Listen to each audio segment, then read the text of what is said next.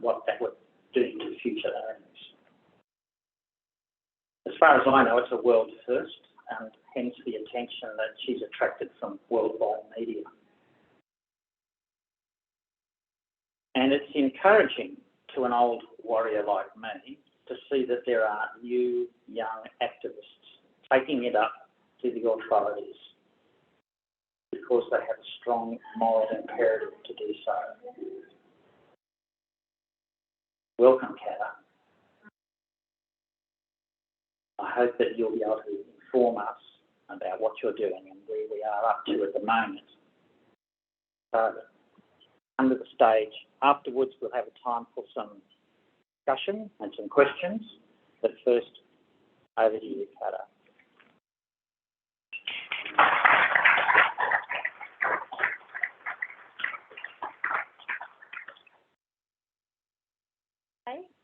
Thank you for that introduction. Is that good? Yeah, so I'm Katta. It's really great to be here. I personally had a bit of a hectic few weeks, so I didn't quite get to prepare for tonight as much as I would have liked, but yeah, I might get to that in my talk. I'm just going to tell a bit of a story about sort of how I got here today. So this here is a slide about where I grew up. I grew up on Woiwurrung country, which is in the Yarra Valley in Victoria. It really was a privilege to grow up there. It was a beautiful place. It's a mountainous forest, which I'm not sure if any of you've seen, but it's the most carbon-dense forest in the world. And it just was an amazing place to grow up. I felt like the forests were my teachers, and I learned so much from just being in ecosystems and being in a place where there was so much life around me. I felt, yeah, really lucky to be able to have that childhood. Yeah, so I guess that's where I learned to love the environment, and I, am more aware of sort of, I think, what's going on around, because I've seen a healthy ecosystem, and then moving away from that place, now I'm very aware of how much damage we've caused to the environment. Because I see places that aren't pristine forests anymore, and yeah, it makes me really anxious and sad, really, when I see how much destruction is going on around me.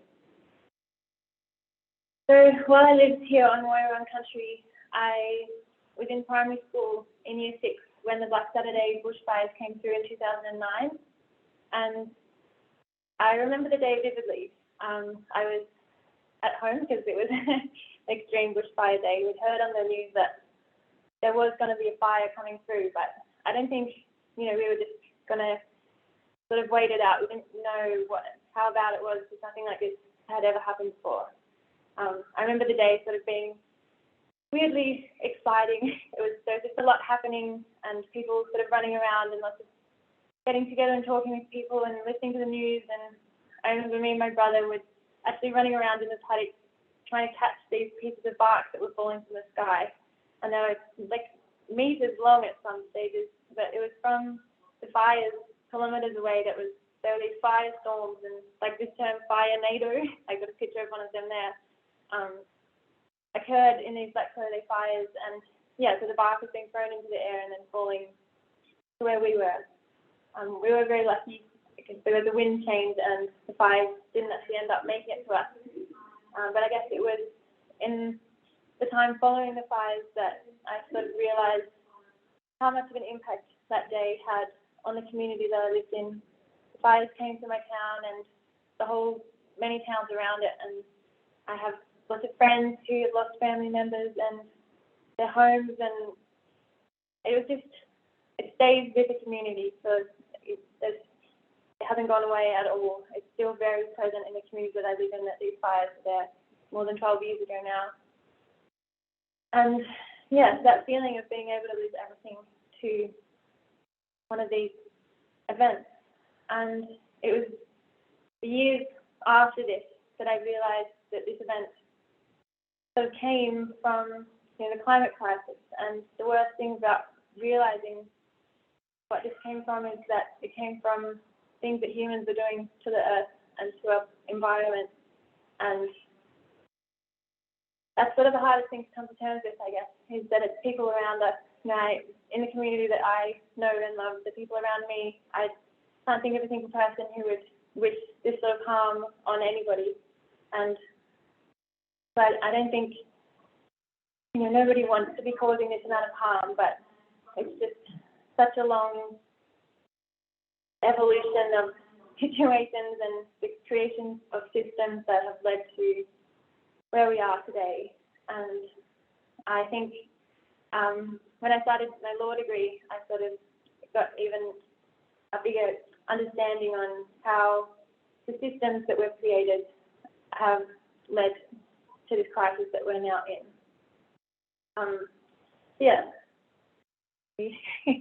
Sorry, don't mean to do that. So I started university, and about the same time I also started being involved in more climate activism. As you could see from where I was growing up, forests are very close to my heart, so I got involved in sort of the anti-logging in my area. This is a photo that was taken from like a kilometre down the road from one of my best friend's houses, and it's just so heartbreaking because we've both experienced the fires, and we can both study law as well, and we both know the science and read the facts, but all we have to do is walk down the road to see what's happening, and it's enough to make you believe that this destruction is really damaging and causing a lot of harm. In learning about the law, it's interesting because it's learning about systems. Where I studied law, we're definitely learning about the Western system of law. I'm actually interested in many other systems as well, like there are many other languages, there are many other systems to judge what is right and wrong, many other systems of law, and many other systems that say what is acceptable and unacceptable behaviour. Because I think that basically that's what the law does a lot of the time. It sort of tells a society what is acceptable and unacceptable to be doing.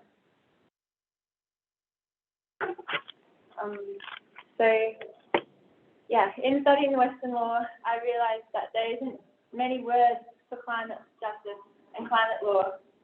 There's not that much focus on healing. There's lots of language to talk about business and corporations and limited liability. But I was able to do this one class called Climate Law, and in which we learned about this one successful climate case of the Franklin Dam. I'm not sure if many people have heard about it, but that's one Australia's success story of stopping environmental catastrophe. Also learned a lot about how international agreements have absolutely no enforcement mechanisms, even though a lot of the time they set lofty goals, which is great, and we should all aim for them. Unfortunately, there's not that much that can be done to enforce those laws. But what I really got out of that class was that I had a really great teacher who invited David Barnden to come and give a guest lecture about the financial risks of climate change. And I was a bit disillusioned with my law degree at that stage because I hadn't really seen it being used in what I could see as a proactive way in what the things that I was really concerned about. David came in and he showed me that there was practice things that we could be doing with the law. And I was really interested in what he had to say, and I went up and spoke to him after class, and we've kept in contact since then. I did some volunteering for him, and we just kept in contact, and from there the case evolved. I forgot to talk about this quote again. This is just, I'm doing my honours thesis at the moment, and I'm researching this man, James Boyd White, and I think he just described how I was talking about these systems of law quite well, but you can probably read it. But law is a set way of thinking and talking, and that's a set way of acting in the world and with each other. We launched the case, and it was very exciting. I remember the week before the case launched, David said, I think this might change our lives. And I didn't really know what he meant because it was, I didn't really know what I was getting into. But yeah, we filed the case, and yeah, that day was like 2 days non-stop media calling, and I had to really jump into getting over my fear of public speaking.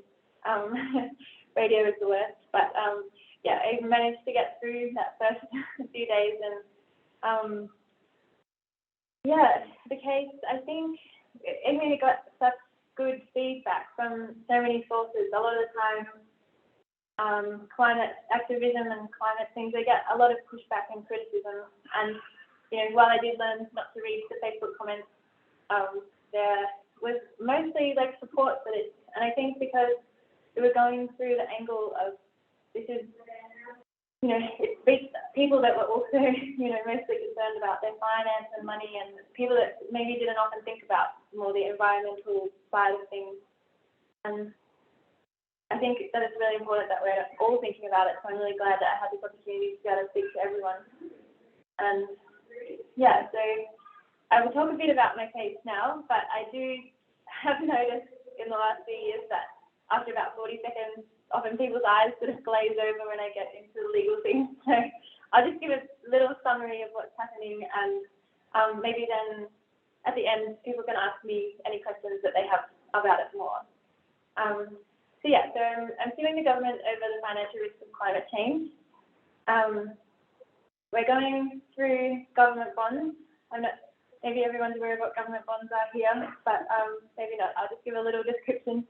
So the government raises debt by selling government bonds on the Australian Stock Exchange. So pretty much people, like individuals like myself, I have bought some government bonds.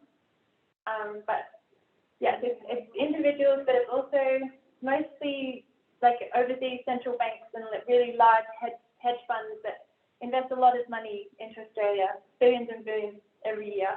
So people invest in this money, and then, like for example, the government bonds that I have invested in are due to be returned to me in 2047 and 2050. So it's a long-term investment, and it's considered a safe investment. But what the case is alleging is that by 2050, we're going to be living in a very different world, one in which the climate crisis is going to be even more clear than it already is. We can already see the impact that it's having on our communities, and also it's really impacting the economy. It's billions of dollars each time one of these events comes through, and we're seeing so many of them. And it's the impact of the events, but it's also preparing for the events, the aftermath, it's the mental health issues that come, the trauma. There's so many things that are going to impact the way that our economy is running as the climate crisis evolves. And we know it's coming now, and we know it's going to happen. So I'm saying that the government, I'm just saying the government needs to be honest. It needs to just tell people that when they're investing all of this money, it might not be coming back to them in 2050. It might not be returned, and it's not as safe as they're making it out to be. And there's a few different examples that I used to use when the case came out. Was there are many risks to it, including our international reputation, because a lot of money from government bonds does come from overseas central banks. Many countries are taking a harder stance against climate change than Australia, and we saw the Central Bank of Sweden, they sold all of their Western Australian and Queensland bonds because they said that Australia wasn't doing enough about the climate crisis. And so I think this Australian state is sort of in a place where it's vulnerable to being one of the sort of worst internationally on how it's approaching the climate crisis. And it's a danger to our economy. I mean, there's things in my case that, they might lose our AAA credit rating and things like this. There are many ratings agencies and things that are really, most other companies and things are concerned about the climate crisis, and everyone else is disclosing it. But the Australian government still isn't acknowledging it as a risk. In fact, they're doing the opposite. They're saying that they can't do anything about, these destructive and exploitative industries because it would be bad for the economy. But I'm hoping, I don't really mind whether I win or lose, but I would really like along the way to change the narrative that doing nothing isn't going to be a benefit to the economy. Doing what we're doing now is not nothing. Subsidising fossil fuels and really encouraging fossil fuels to be part of our economy is actually the biggest risk to the economy that we could have. Yeah, so is that I might leave that on my case for now and keep going with where we're at. Well, currently we're at with the case is we've won the strikeout. So the first thing that happened when we filed the case was the government tried to get rid of it as much as they could. They just sort of used all their legal things that they could throw at us. But yeah, we managed to survive the strikeout. So now, the case is still ongoing, and we're currently in discovery phase. So we are sort of back and forth over months, but applying to seek documents about what the government knows about the risks of the climate crisis on the economy.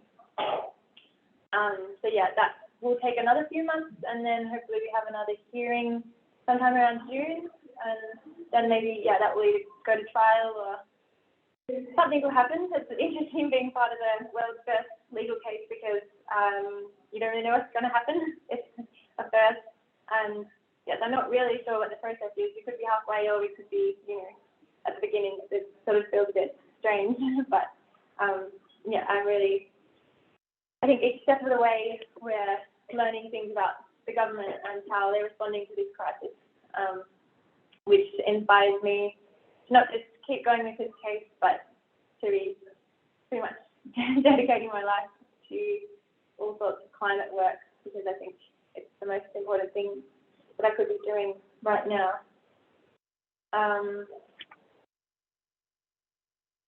So having this sort of interesting interaction with the law because it's proactive. It's sort of using the law for good, not evil. A lot of the time, I think the law has a lot to answer for in the climate crisis. I have said climate crisis a lot, but I'm trying to actually change my terminology to climate chaos. I think we can all sort of think about what that means. I think terminology is really important, and we are in a climate crisis, but it's becoming climate chaos, and it's going to mean so much for our society in this period of time. One thing I think that the law does do that has to answer for creating this climate chaos is stating that pursuing wealth is acceptable, no matter what the cost to humans or the environment. Put this little meme up soon, so I'm not sure if you've seen it before. But we're not going to, there's no point having all this money, obviously, if we don't have a world to live in. Also, my lawyer, David Barnden, who I mentioned before, since I met him, has expanded his law firm a fair amount because there's lots of work to be done in this field of climate litigation. And so many of you may have seen that he also had the student case of the duty of care for the Minister for Environment. I think it's a big failing of the law that recently they have deemed that those in power have a duty to their shareholders, but they've got no duty to their children. I think that is a big thing that we need to think about in the system that we're part of. And on the other hand, I think that the law is punishing and criminalising those who are trying to protect the environment. And this is where my hectic week comes in. This other photo in the bottom right corner, I don't know if that's right, is actually, maybe you've seen in the news 2 weeks ago, but there was a climate activist sentenced to 4 months in prison. That person was actually my brother, Max, and it's been a very hard 2 weeks.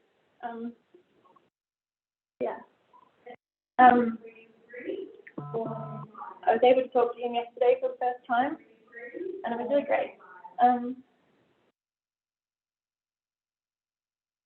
Yeah, it is unprecedented for a climate activist to be sent to prison, but it's also unprecedented for climate activists to have to exist.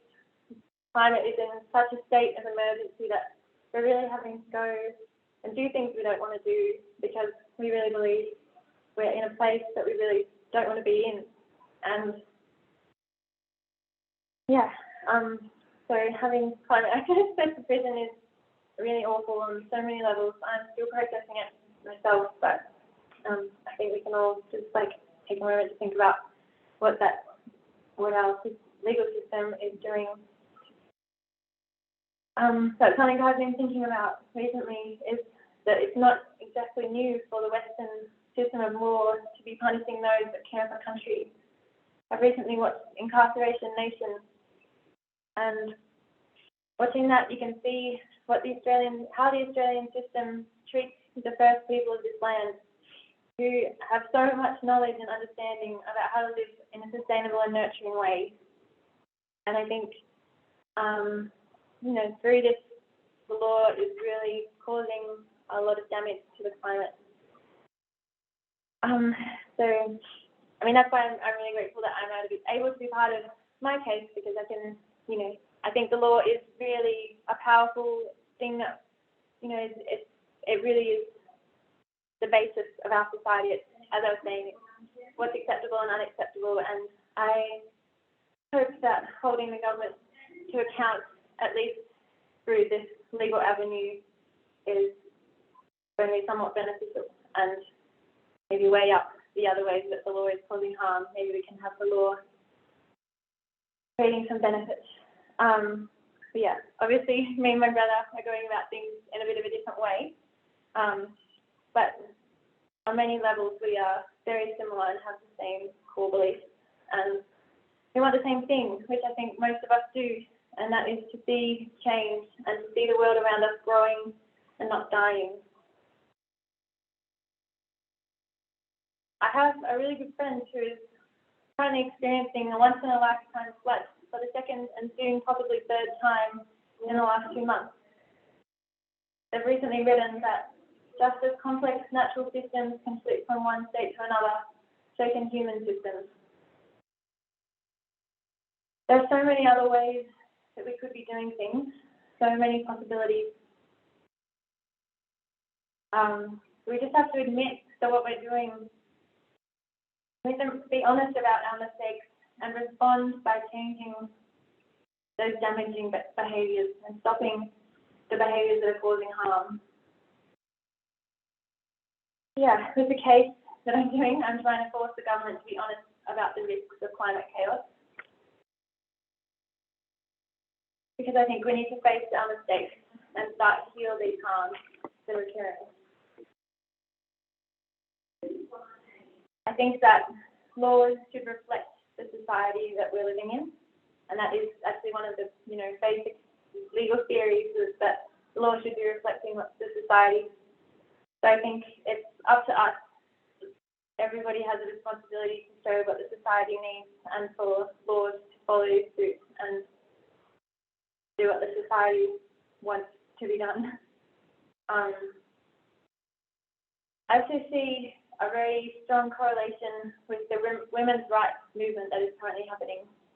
I see other young women standing up, like Grace Tame, speaking out about how people are abusing power, and I think that really, I often feel a very close connection with that in some ways, just being so close to this climate crisis fight now, and it feels like we need to start to learn to say no to these people that are abusing power, and to really find it in ourselves to be able to do that. A lot of the time it's really uncomfortable and it's hard to say no, but we need to be able to, if we're going to change what's happening, which I think we really want to be doing, and would feel great one day, we just watch the news and they said, we're actually doing something. I don't think it's impossible. I think one day I'm expecting to wake up and for that to happen, because it's not really, the other option is not great. yeah, in a way, it is exciting to think of how many different possible avenues we could take from here. I think we just need to stop the current destruction and harm, and then we can move forward in so many ways. And I think what this group is doing, I think the strongest thing that we can be doing is forming community networks. Because I think we know that there's going to be these catastrophic events that are coming. Like when we've seen in the floods, it was the communities that had support, like that had already, networks and connections. They were standing up for each other, and that was how they got through these floods. And still getting through them is through the community and the power of the community. And I think that's the most important thing that we could be doing, is making sure that we're here to support each other, and we're being honest about what's going on. We're not saying, leaving it for the next generation to fix, because it's time to fix it now. And so it's great that everybody's here. I think there's just, we'll know what we need to do. Whether it is, starting, I think it's always just start, because it can be divesting. And like I did when I first heard David Bindon speak about the financial risk of climate change, I went home and changed my bank from something that was investing in fossil fuels, and my superannuation account, I changed it to future super. There's a few out there that aren't investing in these things. But that is a bit armchair climate activism, which I think is good to do, and I think we all need to be doing all avenues of climate activism, really. From changing how we spend our money, to how we behave, to how we view what success is. I think, I think about that a lot. People ask me, do I think I'll win or lose this case? And I think success for me is not winning or losing, but it's that I actually see a change in the behaviour that's going on around me, and I hope that I can just be a little pushed in, or stick my oar in a little bit and sway how things are going. But I don't think a legal case is ever going to make all the difference. I think it's going to be people changing the way they live their lives. So I really hope that everyone can do that, and I think we all have it in us to do that, especially if we've got the support of people around us. It's really hard to do it on your own, especially when you feel like you're going against the tide. But I think we're starting to become normal in caring about the climate, and if not, we can create the new normal of being a really caring society that actually wants to make a healthier planet to live in. And I don't know, it doesn't sound like a crazy radical thing to me to just want to live in a healthy world where I, want to keep going. And what I mean by wanting to keep going is it's a bit, people often also ask me, am I looking to become a full-time lawyer? But I just struggle to answer those questions, because I struggle to think about the future that much with my awareness of what's going on. And so for now, I just want to be doing all that I can to one day maybe be able to say, yes, I want to do this with my life. I want to be able to move here and have a family here. I hope that one day I'm able to do that. That's pretty much what I have to say. So I didn't really, as I said, had a bit of a strange few weeks. But feel free to ask anything or.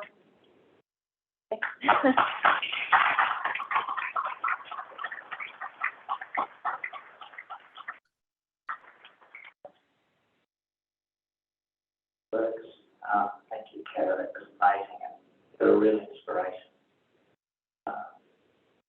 24-year-old actually really working hard at doing something for the climate and for this country. So it's very inspiring to see someone like you doing this.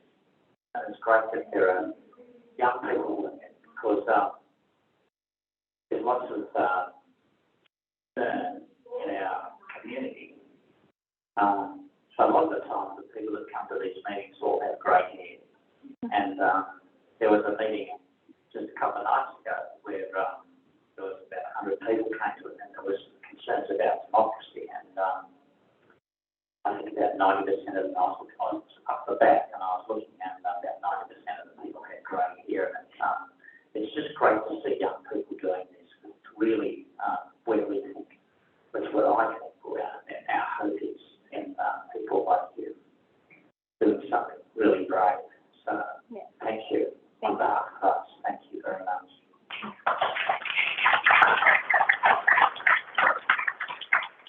So I guess, yeah, if people have questions, we can start with that, and there may be some discussion that comes out of it. So, So can I just want to quickly respond to, so you think there's lots of grey hair, but I often think in my meetings, God, there's only young people here. So I'm glad that there's, we can combine forces. I think that would be great. Because we need elders support from, it's really great to have all ages involved. Sure. Okay. Start. But you said, I'm not sure we're getting actually right, but law is the basis of society. That's their word. I'm interested in your opinions. I don't know that you're right. I think your brother has been a victim of law not being the basis of society. Because if I'm right, the laws that imprison him were made about a week before his trial. And that is not the law acting on behalf of society. That is the law being manipulated by those who want to manipulate it in their favour. In this case, it's a possible federal government. What's that question? So my question is, do you actually reckon there is the tool of society is manipulated and it's no longer? So for those who missed it, and I'll hand the mic around now on this. Maybe here it is. You ask me. All right, is the law the tool of society when it's being manipulated by the government in its own life, as it wants to manipulate it? Yeah, definitely. I think I've voted two-part answer. I had that quote from someone, James Lee White, before, who's a bit of a legal theorist, and he sort of speaks about this like language of law and how I think, law has its core principles of what it is trying to do, and I think those still exist, but I think what you're talking about is very real as well. I think, and I was talking to some lawyers the other day actually representing my brother, and they're saying that the law is being used as a tool at the moment. It's losing its, learning constitutional law, there's supposed to be the separation of powers, but I am starting to see that those aren't separate anymore. Politics and law, they seem to go very hand in hand, when in the Constitution, they're supposed to be separate. So I think, in a way, this new version of the law where they are creating laws in order to, with political motives, I think it's not law anymore. It's being transformed into some new type of oppressive sort of behaviours that is quite dangerous. Just to clarify though, it has seemed that my brother was charged with these new laws that were put through in response to actions that he was part of, but he actually wasn't. They came through 2 days afterwards, and he was just, they just quite creative with existing laws to send him to jail, which is, they just, people can have a lot of power, especially, because it comes down to the judgment of one person a lot of the time.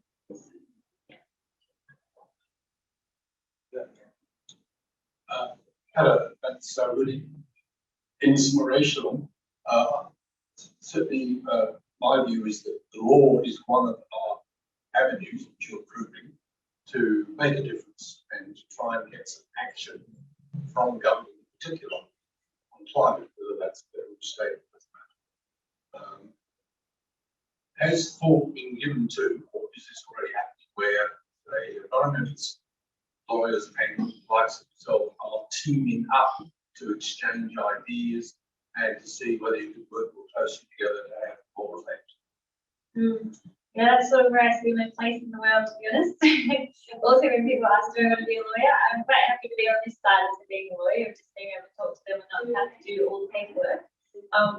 So yeah, I think that it is really, there's lots of, it's interesting, while we're getting to this end of the law, swaying away from its true self and becoming more of a political game, it's interesting to see, there's a lot of people that go into doing the law because they believe in justice and that sort of thing. And I think this really brings out, like I've had many lawyers contact me since my brother's gone to jail, and even before that, just doing this case, that's been a very interesting networking time, really, to meet lawyers that are really interested in this sort of proactive lawyering.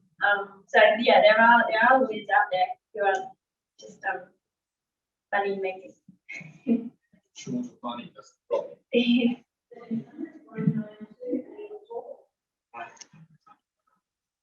problem. What constitutes a win for you in this case? Yeah, good question.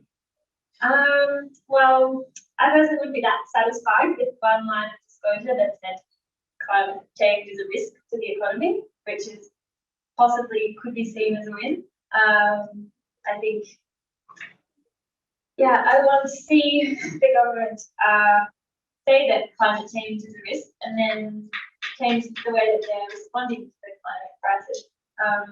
So that's sort of why, like, I do a few talks like this. They're always different, always in different settings and things. That like got one coming up at the student forum, and I hope, I don't know, it's going to take a long time. Not going to be able to talk to everyone, but I hope that we just get enough people thinking about, you know, the financial impacts, and that is not, yeah, like I said before, it's not a good thing for the economy to just be carrying on as we are. We're not growing. We're really running into a lot of trouble for our economy. So, but yeah, I think it would be great to have a win, even if the win was just that disclosure, like line of disclosure, that in a way also say that's a win, because we get that narrative out there still that, you know, the government hasn't been acting honestly, and now when they're held to account, maybe now they are starting to be honest. Yeah, and like I didn't really mention, but the cases are a class action. So I'm sort of bringing the case on behalf of a class. The class had to be narrowed during the court case into like people that bought government bonds from the day I did until the day the case closes. But it really does represent most people, because pretty much everyone, unless, well, some people don't, but most people that have superannuation there's a percentage of it that is invested in government bonds. So it really is pretty impactful to everyone. So I just hope that the case reaches people and just shifts the narrative from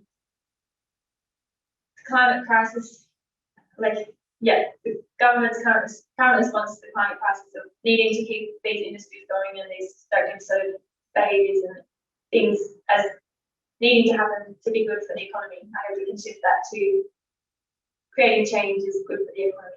It's actually a good thing to be, you know, changing and creating new ways of working and interacting with the world.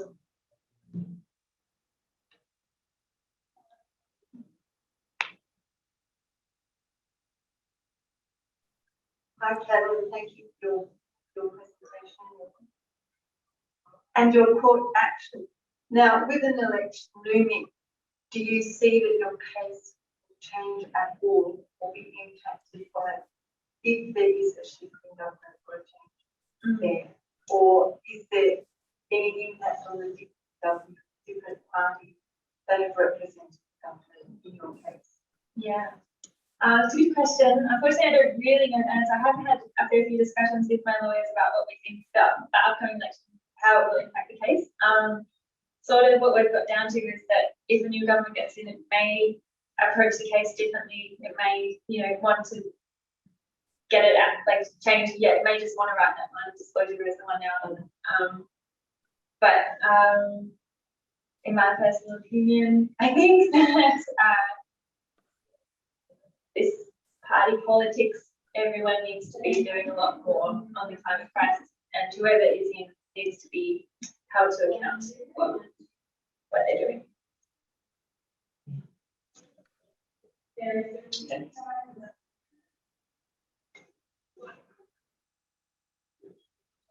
When you mentioned Franklin Dam, it reminded me that the federal government used the external affairs power to override Tasmanian government cuts. Has any thought been given to presumably the future federal government, not this one, you know, being able to invoke, say, Paris Treaty, which is an international treaty, and through the external affairs power, you know, act in that way to talk about the risk of climate change? Yeah. Yeah, I think that is a great question. And I personally think about those things, especially I did mention it in that bit away of mentioning that in my talk that something I deserve in my climate law subject is that these international agreements often have no enforcement mechanisms, which means they've got really no way to be, they don't really have any teeth in actually making sure the law is carried out. But if a country has ratified it itself, then it can be, nationally can seek things. So as there is a bit of grey area with the Paris Agreement, whether it's actually binding countries to act how they said they would act. But yeah, I think there is the possibility to create cases like that, but it's like been interesting in my experience. Like it took a lot of work to get my case going, so I think it's just been finding the right, finding the lawyers that are willing to do it, and finding the avenues. And that's something actually talking about in my thesis at the moment is that it's quite hard within this legal system to bring an issue like climate crisis to the court system, because it often has to be narrowed down so much to be able to be heard in a courtroom. And so it's being able to tick all the boxes and find all the right elements that you're able to challenge things. So I hope that we can have just, an onslaught of climate cases like that. But yeah, it's just sort of finding all the right elements to do that. And yeah, if I was going to do any sort of law things, that's what I'll be doing. But, yeah.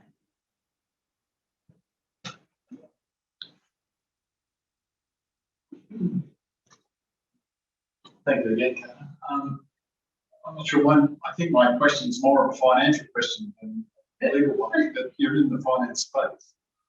So you mentioned about the Swiss government withdrawing their investments in Western Australia, Queensland government bonds. That suggests that there's data out there that causes Australia's credit rating to be suspect. So currently, I believe our credit rating is a AAA credit rating. And does that mean that part of the scope is to start to look at rating agencies, their influence? Definitely, yeah.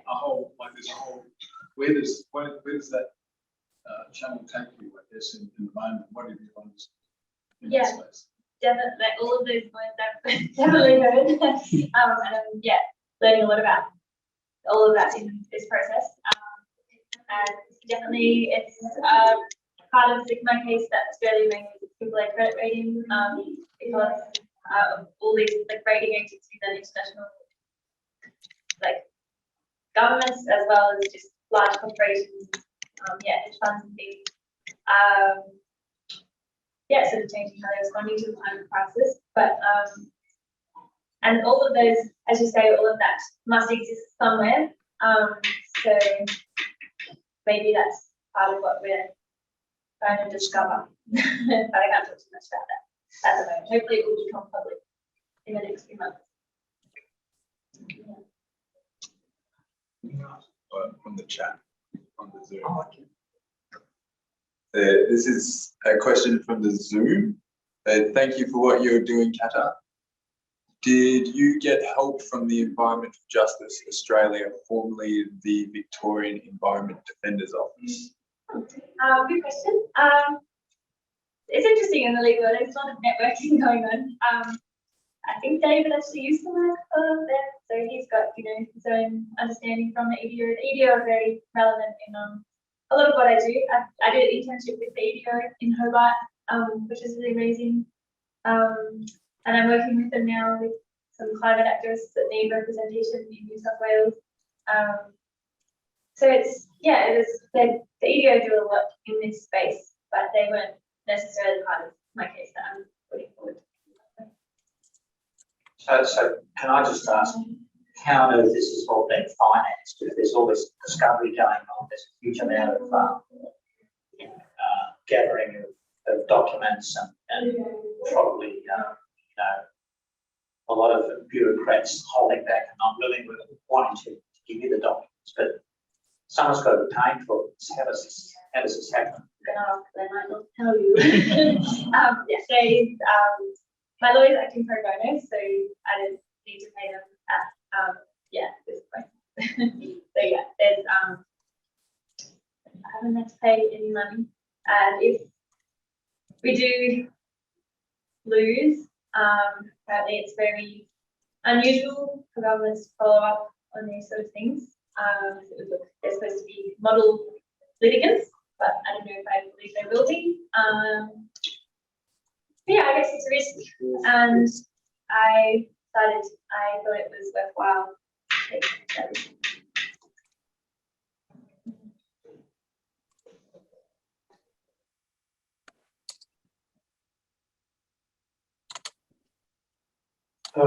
Congratulations and best wishes for what you're doing. It's extraordinary that you're an inspiration for your generation and also an inspiration for our generation, my generation.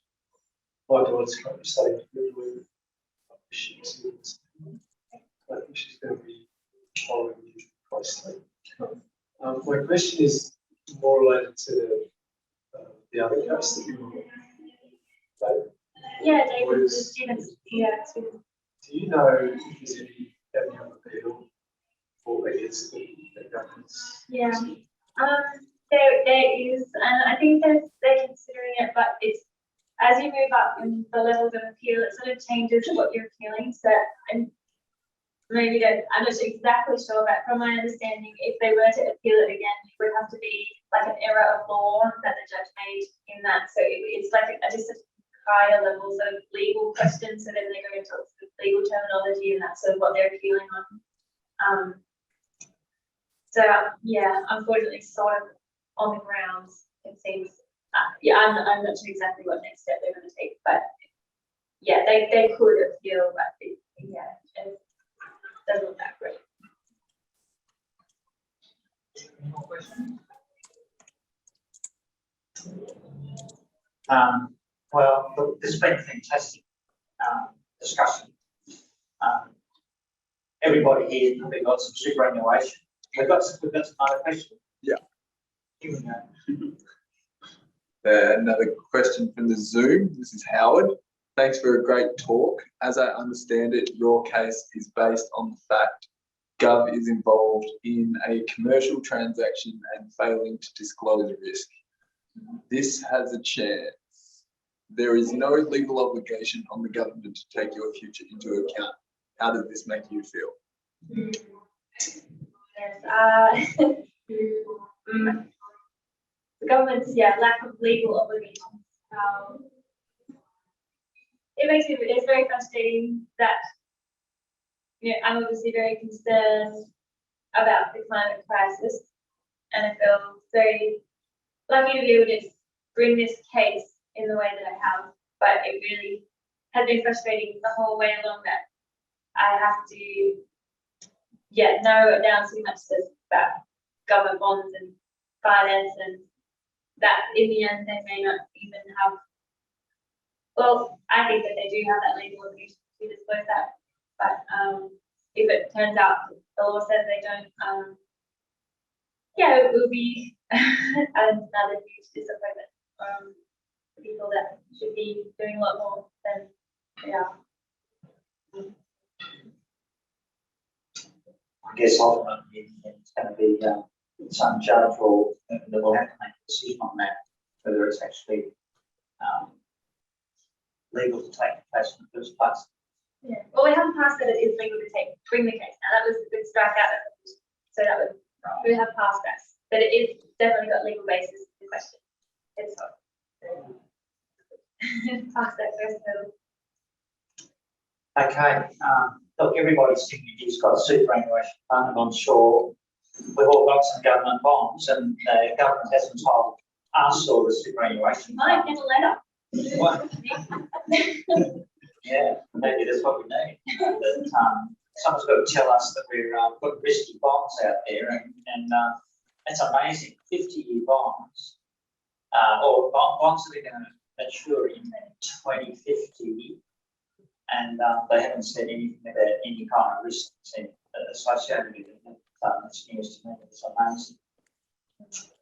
Thank you very much. It's been a terrific eye-opening talk and discussion. And again, it's an inspiration to see what you're doing, and congratulations. And thank you very much.